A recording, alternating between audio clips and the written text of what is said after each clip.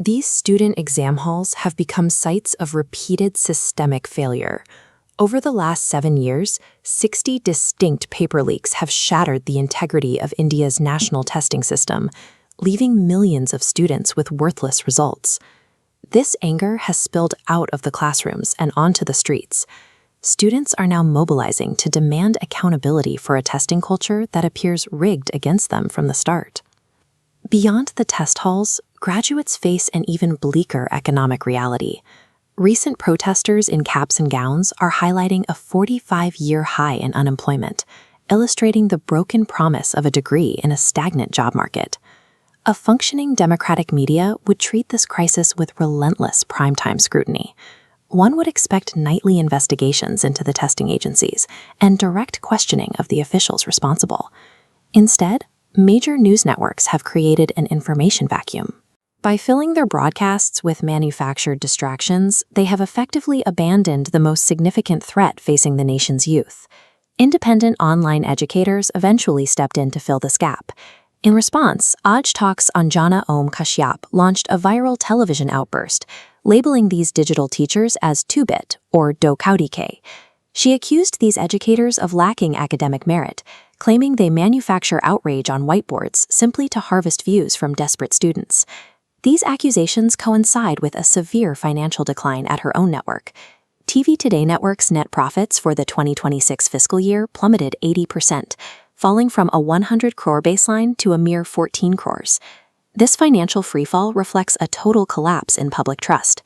Audiences are migrating toward independent creators because they no longer see their own reality reflected in mainstream broadcasts. The online community responded by questioning the anchor's own professional standards.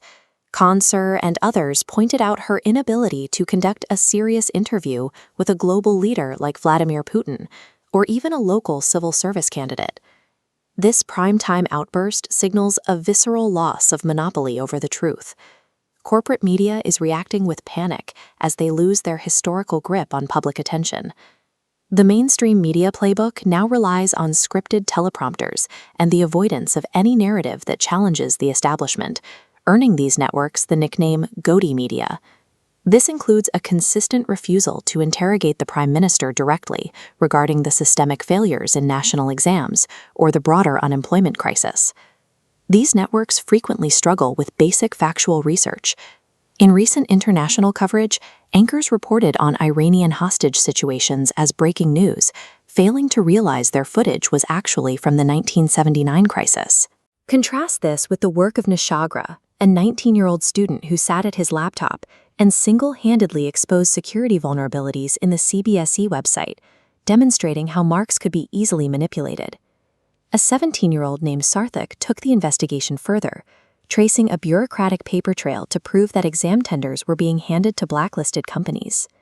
Another teenager, Vedant, utilized crowdsourced social media data to prove official answer sheets were being swapped, an investigation the major newsrooms failed to even attempt.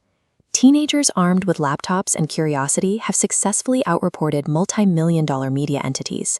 They are proving that investigative power now resides with those who actually do the homework. These students rely on a symbiotic relationship with independent YouTube teachers who use their massive digital platforms to amplify these investigative findings to millions. These educators are assuming the professional and personal risks associated with challenging systemic corruption, risks that legacy television networks now refuse to take. In response, mainstream anchors are attempting to rebrand these teachers as a toxic coaching mafia, a tactic designed to confuse the public and deflect blame from the testing agencies.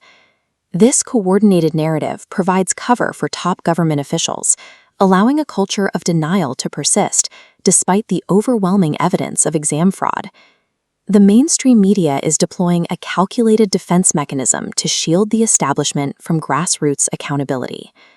A television anchor can silence a guest by cutting their microphone, but the internet offers no such control.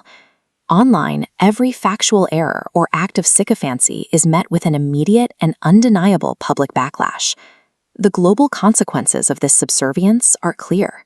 India's drop to 159 on the Press Freedom Index reflects a media landscape that has largely traded journalism for government relations. Primetime news has evolved into a form of dangerous entertainment that actively harms the public interest by obscuring reality.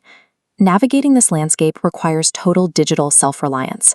As traditional career paths and information sources crumble, mastering advanced analytical tools and AI platforms like Claude is becoming a baseline requirement for anyone who wants to verify facts and remain relevant.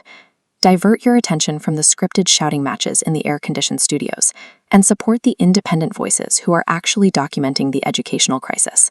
Public accountability in India has permanently migrated to the digital sphere. The power to investigate, amplify, and demand change has finally returned to the people.